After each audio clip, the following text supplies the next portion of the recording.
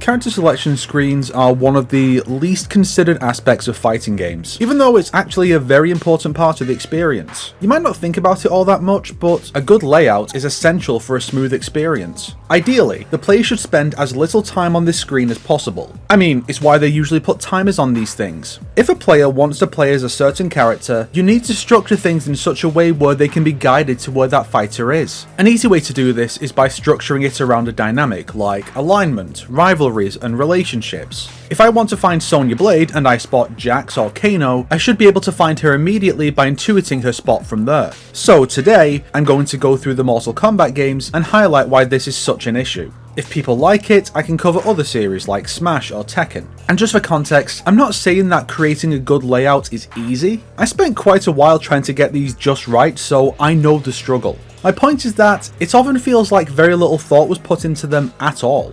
For the first few titles, there's really not a whole lot wrong with the layouts because the rosters are so small and there isn't much you can draw from to create a logical layout. For MK1, I've made a new one in the name of completion, but it's not necessary to change. I just moved the two rivalries to opposite sides of the upper row and had Johnny sit in the middle of the standalones on the bottom, since Liu Kang and Raiden feel like they'd have had a rivalry if Raiden's role hadn't changed in MK2. MK2 is less forgivable since it comes with so many more character dynamics, but the cast are just thrown in at random. Look at the rows. Earth Heroes and Reptile, Sub-Zero and Outworlders, and just whoever's left, even though most of them have a connection to another fighter. I considered a faction-based layout, but the sides aren't even, which throws the balance off. So I instead paired the characters with allies or enemies, and placed them opposite each other on the select screen, main characters on row 1, ninjas on row 2, and the rest on row 3, with row 3 having its own divide between MK1 and MK2 fighters. The same could be done on row 2, but I'm not committing to it as a core design principle. And our starting positions are the hero Liu Kang and his new companion Kung Lao. Makes sense. Alternatively, we can place Kitana as Liu Kang's rival since her being his love interest was the plan since MK1, and place Scorpion with the villain since the game presents him as being out to kill Sub-Zero until partway through the tournament and all the ninjas are together. Then the other monk is opposite the other sister, who is with her fellow Tarkatan, who is opposite the other newcomer. Either of these layouts work really well, I think. Once we reach MK3's 15 characters, I think a lack of careful placement gets much harder to forgive. There are hints of structure, like Liu Kang being opposite Shang Tsung, Sonya and Stryker being together, or Jax and Kano being together, but that feels incidental. I mean, Sub-Zero is with two of the Cybers, but the other one is on the opposite side on his own. It's bizarre. I placed Liu Kang and Shang Tsung into the default slots opposite each other, using them as the example through which the player should be able to intuit the layout's intent. Accompanying them are Liu Kang's friend, new key player Sindel in the center, and Sindel's bodyguard and Shokan fighter who makes sense as a rival to Kung Lao, Shiva. I kept Smoke's secret slot in the center and surrounded him with his cyber brethren. Sub-Zero is with them and Nightwolf is there because he has nowhere else to go. Maybe you can say the Shaman with the soulless machines makes sense. Bottom row is law enforcement and criminals, with the positions being obvious. For Ultimate MK3, what the hell is this? The overhang is a neat addition, but the ninjas are scattered, so are the Edenians, the Black Dragon, the monks. It's nonsense. Mine keeps the ninjas, cyber ninjas, and lady ninjas together, keeps the normal dudes line, and then fills in the blanks in ways that make sense, with Liu Kang and Shang Tsung as the default characters. Easy. And because of this new layout, the three locked characters in the middle are now Smoke, Ermac and Jade, instead of Melina, Ermac and Classic Sub-Zero. MK Trilogy is another uncoordinated mess, and reworking it is a little tougher since the rows now have even numbers of slots. One option is to have the ninjas on top, the Cybers below with the more tech-based characters, then the Edenians and two strongly related characters, and then the rest above the bosses. Sub-Zero and Classic Sub-Zero are the default characters. Alternatively, you can make the rows be 7 across and make it a rectangle, which makes for better character placement at the cost of a unique layout. I prefer the former personally. Trilogy N64 dropped the overhang and had a slight reshuffling, but the positions are mostly the same as the other versions, just dropping Sub-Zero for Chameleon. I put the ninjas on top, then the cyber ninjas and female ninjas, with the White Lotus group and their rivals down the sides, SF and BD second to last, and then whoever's left for the bottom row. Sub-Zero and Scorpion are our starters. I think this actually looks better than the main Trilogy version. MK4 brought the roster size down to base MK3's 15, so I can go a little easier on it than the last two. But it's still so random. By this point we have so many character relationships firmly established across multiple games, and the closest we get to referencing them is that Sub-Zero has Quan Chi and Fujin on either side, and that two ladies named after Ed Boon's sisters are opposite one another. It sucks. My version once again places the main characters at the top, Liu Kang and his apprentice in the default slots, with the gods in between, Big Bad Shinnok at the very centre of them. Row 2 focuses on the ninjas and Quan Chi's involvement in manipulating them, with Reptile and Johnny mostly filling space. Row 3 is for the special forces and their rival Jarek, with Reiko and Tanya filling space, but giving us 3 villainous newcomers down the centre. MK Gold, despite adding exactly 1 row of characters to the screen, rearranged everyone, I think because they also saw the issues. Newcomers fill row 1 and row 2 is the main heroes of Earthrealm. Good stuff. Row 3 and 4 are kinda random though. Why the L of Gods? Why separate Kai from the other mortal heroes? And why put Raiden in the middle of a villain row? My version spreads the newcomers among the rest. The monks and gods go up top, followed by the ninjas and Quan Chi. Row 3 has Sonya and Jarek opposite each other, Johnny next to Sonya since a bit of hinting was starting around this time, then Jax under Sonya and opposite fellow ARM character Baraka, with the Edenians in the middle of the bottom row. And we start on our main hero and the gold exclusive Kung Lao. For Deadly Alliance, I suspect they decided who would be Locks first and built the layout around that. But few of the Locks characters feel like they're Locks for a specific reason in the way an MK9 Quan Chi or MKX Shinnok do. The only parts that feel like there was any intention behind it are the Deadly Alliance taking the top corners and being the default positions, and the entire Natara Cyrax Reptile narrative being locked to start. My version places Kung Lao and Raiden in the default slots as the ones left to follow in Liu Kang's footsteps, with his mentor in between. Then Scorpion and Sub-Zero are opposite each other with Frost in between, then the OIA with their villainous rivals beneath them. Then the 3 standalone characters start the locked side of the roster, followed by the Vaeternus plotline cast, and the 2 bosses and the sub-boss's friend at the bottom. Deception marks the first instance of Scorpion and Sub-Zero being the default spots for player 1 and 2 respectively. The order is mostly random, again owing to half the roster being locked by default. My take focuses heavily on rivalries and a few friendships/mentorships, and keeps the villains mostly sequestered to the right side. The GameCube port added Shao Kahn and Goro to the middle, but that doesn't affect much. It also rearranged a few of the unlockable characters from the original, since half of them were now available from the start, and they needed the locked ones on the outer edge. They really wanted Kenshi to be missable, eh? I think swapping Li Mei and Hotaru here was an error, since they fixed it when Unchained took it further by adding 4 more characters to the middle along with the GameCube exclusives. My version sprinkles them in throughout the piece, allowing for better theming with rivals appearing opposite each other, major players at the very edges, the Edenians in the middle here, and the Chaos and Order cast at the bottom. Puzzle Combat also has a select screen, and this one is about as good as you can get with this roster. Scorpion opposite Sub-Zero, Melina and Jade, OIA and Criminal reps. All I'd change are putting Kenshi opposite Ermac, Nightwolf opposite Cabal, and Sindel opposite Baraka with their respective Lady Ninja ally beside them. Shaolin Monks, yes, we're counting this one too, has a very clear rationale behind its layout. The titular monks are in the centre, the unlockable campaign characters are at their sides, and then the 4 versus only characters go in the back. The layout makes sense, and there's no strict need for a well-considered order with only 8 fighters, but I'd swap Johnny and Baraka to keep the villains on the right and the heroes on the left, with Johnny being opposite his foe from the intro, Reptile. I'd also swap Liu Kang and Kung Lao around because having Kung Lao as the default for player 1 is just wrong to me. Armageddon is a unique case due to the sheer size of its roster. Having 62, later 63 characters, individuality needed to be sacrificed here, opting for broader categorization instead. And you can tell this was something they considered. The arcade ladder uses versions of the portraits with unique backgrounds instead of the color-coded ones, which were being used on Character Select in the E3 2006 build, which used a rotating layout instead of the trilogy-esque overhang of the final build. I'm curious to know if this was actually planned for the final build, or just to have a more concise screen for demonstration while still displaying the sheer scope of the roster. But back to the portraits. Given the aforementioned size, these unique backgrounds would have made the screen a cluttered mess, so they opted to group the characters into colour-coded categories. We have green for male ninjas, blue for male fighters, purple for central figures and bonus fighters, pink for women and then for monsters, and then red for bosses. While some of the positions are a bit weird, this was the way to go to help players track their favourite characters. Where's Sonya? She's a woman, so she's down with the women.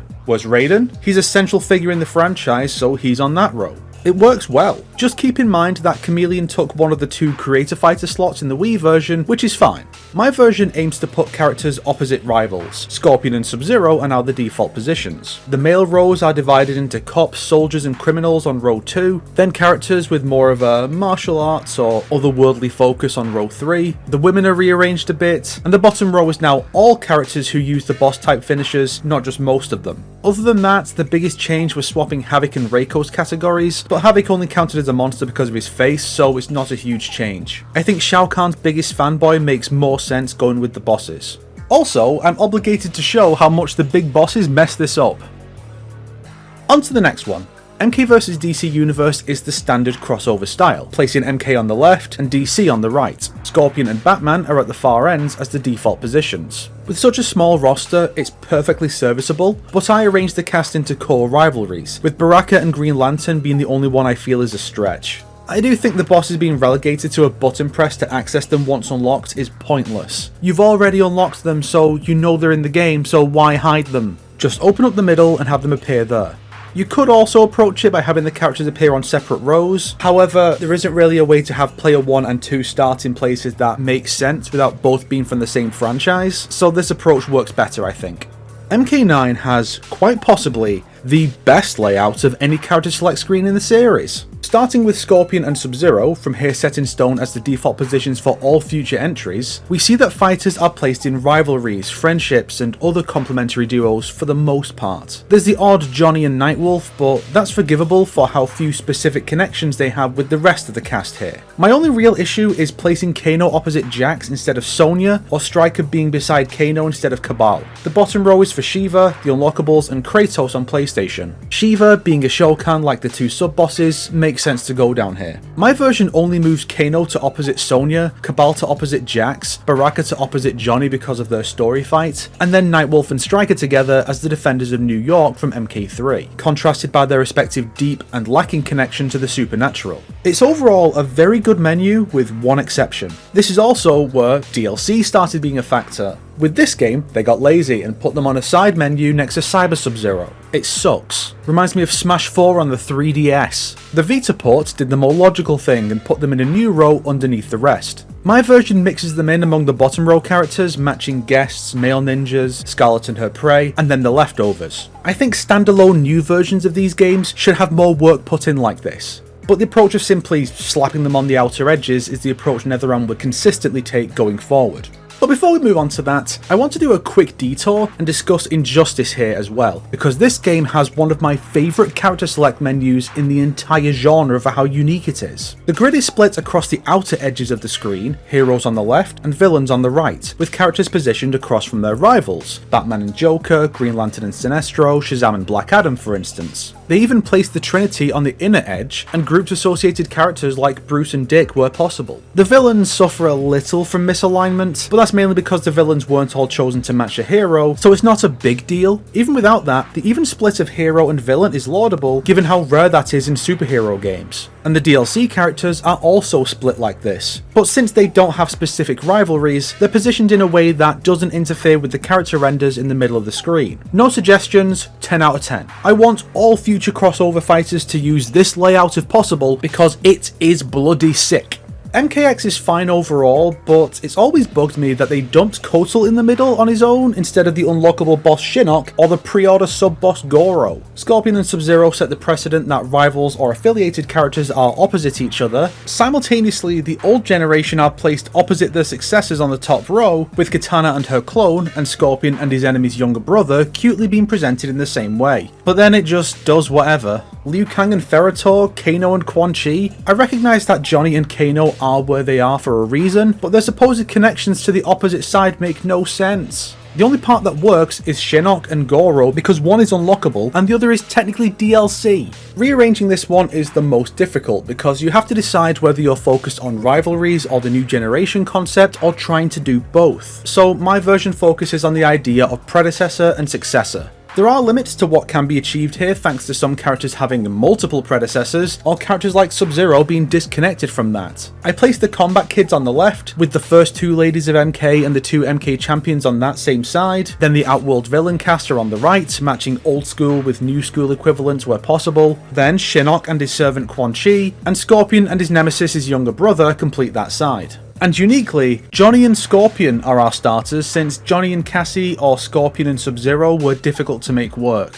I also reworked the DLC layout. The game puts the guests on the left and MK on the right. My take would move Predator and Jason out when KP2 drops, so that guests are on the outer edges, and have the basic logic of matching Alien to Predator and Jason to Leatherface, which the game somehow couldn't manage. Some might argue that moving characters around like this is a negative for long-term players, and I get that, but I think if Melee can move Pikachu after potentially 800 versus matches, I think moving some of these guys around a little bit after a few months should be fine. Before we move on, let's also discuss the stage selects menu, because this was the first MK to have this. Previously, you'd use this thing that doesn't work because you only see a few stages at a time, maybe just one. It's trash. MKX opted for a menu similar to character select in its layout. There's no thought put into the layout beyond that, but the small stage list means it's not a huge deal. But here's my take. I paired the stages up where possible based on theme like Snow or Netherrealm, and put Earthrealm on the left and other realms on the right, with the training stage and DLC stage in the middle. Injustice 2 is a weird one. Since the game is solely focused on the Regime universe this time around, those are the versions depicted here. So Superman, Robin and Wonder Woman are on the right side with the villains, but Aquaman is with the heroes despite remaining on Superman's side until the end, and we have Black Canary in the middle as Wonder Woman's opposite, while Cover Girl Supergirl is opposite Final Boss Brainiac, which makes sense but does throw things off. However, while I feel it's weak in the big picture, I do see the effort put into matching characters on opposite sides, be it rivals, similar personas, elements, kings, etc. A few are just made of whoever's left, but this is probably the most consideration for positioning since Injustice 1, which had the benefit of having a lot more classic hero-villain rivalries. Were these two just made by a completely different team? The DLC is where it fails, with new heroes being on the villain side, new villains being on the hero side, and guests on the top left and bottom right? Red Hood being put in the middle of Batman and Superman seems random at first, but as Batman's ally who crosses the line like Superman does here, it makes sense, even if Damian would be the better pick to go there. I tried a few things, but I honestly concluded that the problems I have with the base roster layout are the lesser of two evils for the most part, so I'm leaving those the same and only changing the DLC layout. Guests are on the outside with Raiden and Sub-Zero matching, and the heroes and villains are now on the correct sides. I can do more with the stage selects menu. We have the home bases of the big two in the middle, above the streets of their hometowns, and next to their respective prison stages. Then the Joker stage and the Swamp come next. Then we have the Three Kingdoms and the Brainiac stage on the outside, matching the two naturalistic stages and the two technological stages. MK11 tried an entirely new layout with this new diamond shape. A little lopsided, but they filled it out over time, but never got to the full rectangle unfortunately. The novelty of the shape doesn't save it from being a little weak, however. There's an attempt with the SF together and the Revenants together with Kano there alongside Cabal, and I get once again having the pre-order and unlockable characters aligned, but Shao Kahn and Frost make for a bizarre duo. And Cetrion on her own below Geras and Collector, instead of Kronika's minions above Collector, makes no sense. And let's not ignore how random row 3, the starting row, is outside of the two ninjas.